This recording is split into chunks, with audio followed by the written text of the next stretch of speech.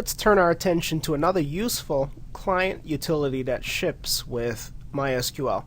It's called MySQL Admin. Its sole purpose is to permit DBAs as well as junior DBAs the ability to administer MySQL daemons. So rather than logging into a shell, an interactive shell using the standard MySQL client, we can use for more common features such as shutting the server, reloading the privileges, which is equivalent to flushing the privileges, changing the password, and so on, the MySQL admin daemon. So let's discuss MySQL admin. Again, it allows us to administer MySQL daemons. This is a useful tool because picture in a large environment one or perhaps two or a few DBAs who need to perform common routines across multiple servers.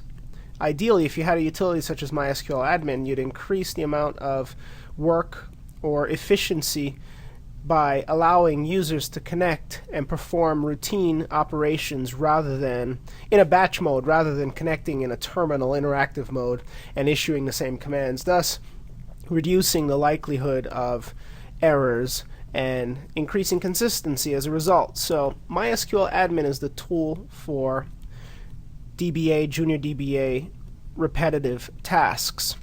Let's quit this particular interface. We'll clear screen and we will run MySQL admin in its most basic mode. Now let's show you the syntax before we run it. Syntax is as follows: MySQL admin followed by options followed by command 1 through command N. Simply separate your commands by spaces and MySQL admin will perform each of the commands sequentially. So command 1 first, command N last or next. Very simple syntax, but there's a lot that admin can do. For example, we're connected to the local system, so it's quite easy for us to tell whether or not MySQL is running. A PSAX grep will tell us if that's the case. We should see it in the process list. But what if we're on a remote system? Let's connect out to as root Linux CBT Media 1. And once on Linux CBT Media 1, we no longer have a process listing for the local system. So what if from the remote system we want to be able to quickly determine whether or not Linux CBT DB1's instance is up and running? Well, if we use MySQL admin followed by the proper syntax, which includes user. In this case, the user would be root or some user who we define, such as a user called Linux CBT, but we need to ensure that the user has the proper privileges. So let's go with Linux CBT followed by a password of ABC123, which will ensure a set, followed by command 1, such as ping, and the ping would determine whether or not the remote system's up and running. We're unable to access the remote system, and we haven't specified the host. In fact, this is checking locally. So let's specify the host being Linux CBT DB1 and see whether or not we have enough privileges. We do. Now, just in case you're wondering what privileges are required to perform a simple ping, the fact that the user is able to log in is all that's required. So let's do a show grants locally. And by the way, we can use MySQL admin to tell this information as well, but let's MySQL in as the user root, password ABC123 to the local system, and execute a show grants for Linux CBT. And you'll see that Linux CBT is really just an anonymous user. So if we attempted to use from the remote system elevated privileges such as reload, it would fail. But to be able to determine whether or not the server is simply up and running is a simple privilege, and the ability to connect is all that's required. We don't need the ability to access a database, just simply the ability to connect. So we can tell as a junior DBA or even as a non-DBA whether or not the server is up and running using MySQL admin and the ping option. Here are some more useful options. What if we wanted to ping because we suspect that there are connectivity problems? You get a call from a user who says, or a user of an application that's contingent upon the MySQL database, who says that the application seems to be responding intermittently. So you need to perform a test from your node on the network to determine if that is indeed the case. The admin utility supports a few key features, including count. So somewhere in here we can specify a count. We'll set it, let's say, to do it 5 times. We could even specify an interval, such as a sleep time. So we can have it ping 5 times. That happens very quickly. But what if we want it to ping 5 times, but to sleep for a couple seconds, such as 2 seconds? We'll then specify that it should sleep for 2 seconds. So it pings first, sleeps, 2 seconds later it'll ping again, sleeps, 2 seconds later pings again, sleeps, and so on for a count of 5. And this gives us a little metric to determine whether or not the server is responding consistently, because after each 2-second sleep, the server should respond promptly, and if it doesn't, it could indicate that there's some underlying network connectivity problems. So count and sleep are useful options. We'll just place these in our configuration. Actually, let's just take this entire string. It matches the syntax that we've laid out, and in this case we've run a ping, a basic ping as a non-privileged user with a count of 5 and a sleep interval of 2. The intervals are measured in seconds, by the way, so the count is an integer, but the sleep is measured in seconds, so it sleeps for 2 seconds. Great. What if we wanted to list the processes that are running on the remote system? Well, instead of using count and sleep, let's get rid of the count and the sleep, and instead of using ping, we'd simply run MySQL admin with the process list option. Let's go ahead and specify that, but what you'll see shortly, and here you have it, is that the process list that's returned corresponds to the user who logged in, Linux CBT. This user is a non-privileged user as evidenced by the output from show grants, which means that the user cannot return process information for other users on the system. For example, if we were to look at the process list internally, you'd see that it would show way more information. A show process list will reveal any additional connections. We're currently logged in as root, which is the second connection, whereas before we logged in as Linux CBT, but we were unable to list root's connection. So there really should be 2 connections. Connection ID 79, which was the connection we use for showing the process list, as well as connection ID 76. So because we don't have enough privileges to view other processes, they don't return. But at least we're able to see what we're doing on the system as a non-privileged user. We can also list variables that are configured. Let's remove process list and show you the variables. These variables are currently configured on the server. It doesn't require any special privileges to read them, but do require privileges to set them or to reset them. These are all the variables defined, alphabetized of course, including whether or not compression is supported, which we looked at earlier on as one of the options that we used, connection timeouts, and so on, date formats, etc. Great. What else can we do with MySQL admin? Well, we can also kill connections. Let's say there's a connection on the server that is occupying way too many resources. We use MySQL admin followed by the kill command.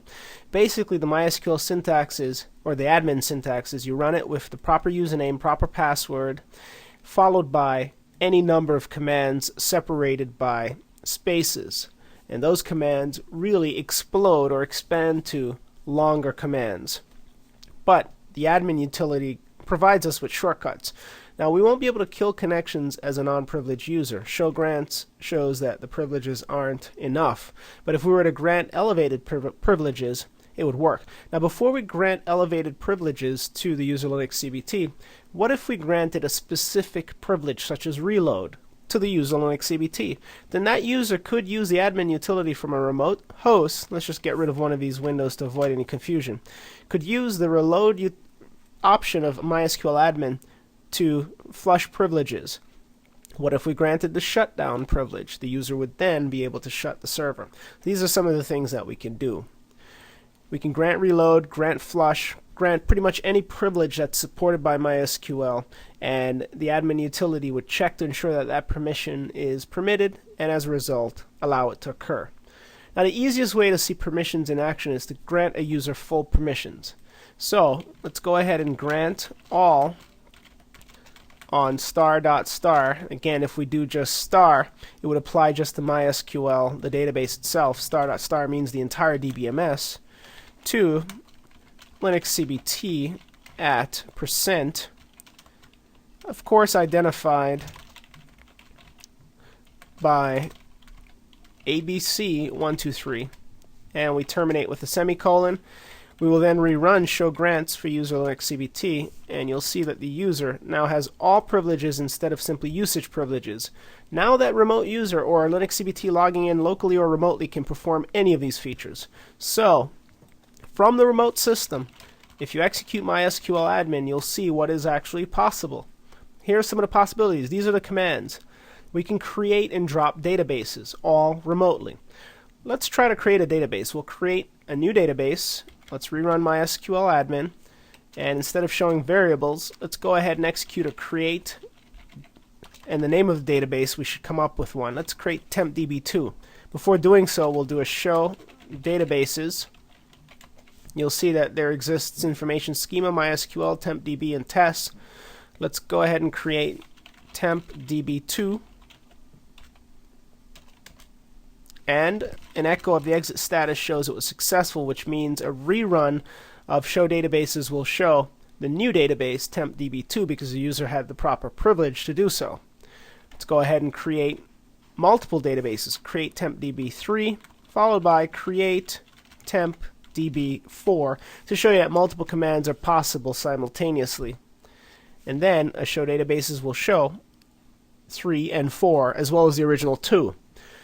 We could also drop those databases.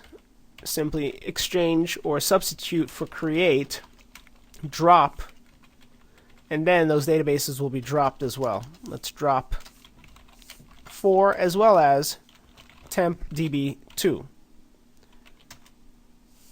Now we're prompted because dropping a database is something that is considered to be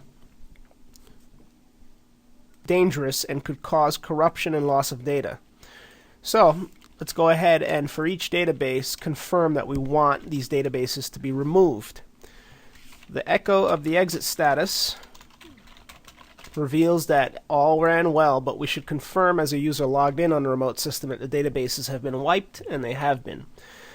So we are prompted for confirmation when dropping databases because, again, it's considered to be something that isn't necessarily ideal because it could cause corruption and so forth. Again, we did mention that we could kill connections, but the process list program, or the process list option of MySQL admin will tell us the connections that we can kill. So let's attempt to list the process list again as a privileged user this time. Notice 76 shows up, 84 shows up. 84 was the connection ID that we were granted for connecting using the admin utility. 76 belongs to the user who's physically logged in or actually on the box.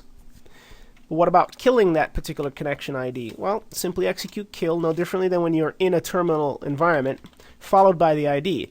If you want to kill multiple connections, just separate them with commas. Kill 76, followed by the next number, followed by another number. An echo of the exit status shows that it ran successfully. Let's rerun the process list again. Notice the connection has been killed.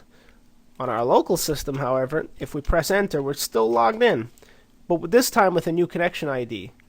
So the MySQL server has gone away really is an indication that someone else broke the connection.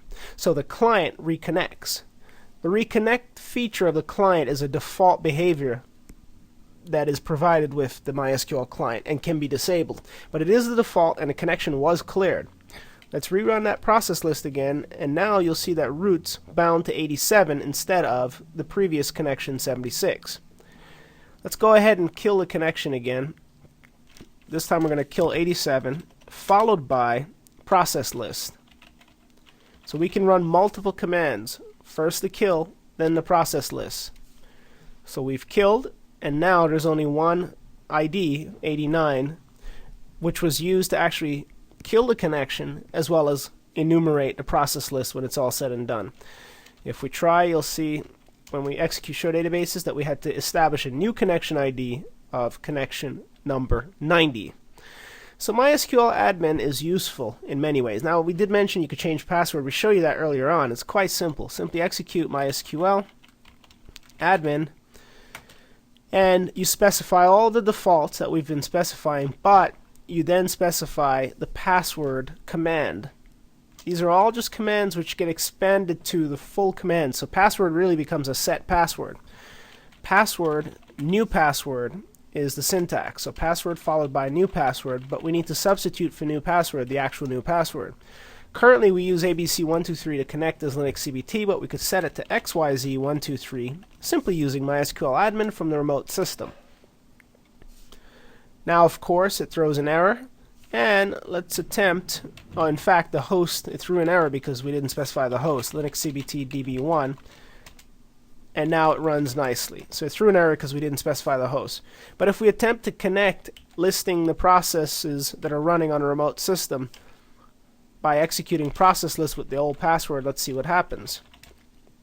Doesn't work, because by executing the password feature and then followed by the new password, the privileges were flushed, which means we need to connect using the new password, which is XYZ123. And now it works. There's the list of connected users. You can also, as mentioned, kill multiple users who are connected at any time. Now what about the idea of flushing privileges? Well, that's simply the reload feature. If you execute reload, it flushes the privileges. So if one has executed an update statement but has neglected to flush the privileges, reload will take care of that for us. All this information is logged, by the way, by MySQL. So ping is a very basic feature. We can kill, we can count, sleep, etc. We can create and drop databases all using MySQL admin. And for more information about what this utility can do, just simply execute it. You'll also see that it does process the global file as well as the local user's home directory file, if there are any options, and it reads either the MySQL admin or client sections if they're present. And these are options that can be specified in that file. We can shut the server entirely. Let's say from the remote system, Linux CBT Media 1, remember we're on the second system, which is across the network, albeit connected via gigabit connectivity, but nonetheless it's across the network. We can, instead of reloading, just simply shut the server. Let's execute a shutdown. You may very well want to do this. Let's say you suspect that your system's being targeted by hackers, an internet-facing system. You could use a MySQL client or the admin client from a remote system and just execute shutdown, and the server will shut. Let's try it. An echo of the exit status reveals that it was successful, but let's confirm it. And you'll notice that from the local system, even when we try to do a show databases, the client cannot reconnect. So we're forced to quit the client, and then we'll netstat NTL. You'll see that port 3306 is no longer listening, and a PSAX grep of the main process shows that it's no longer running. So in order to get it running, we'd have to actually run rc MySQL start.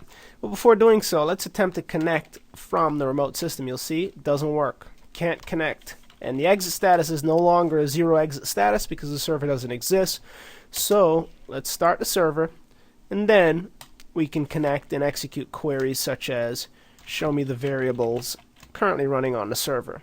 So these are some of the things that we can do remotely using the admin utility. The admin utility takes into consideration some of the common routines that are run by administrators and makes them available by these one-line commands.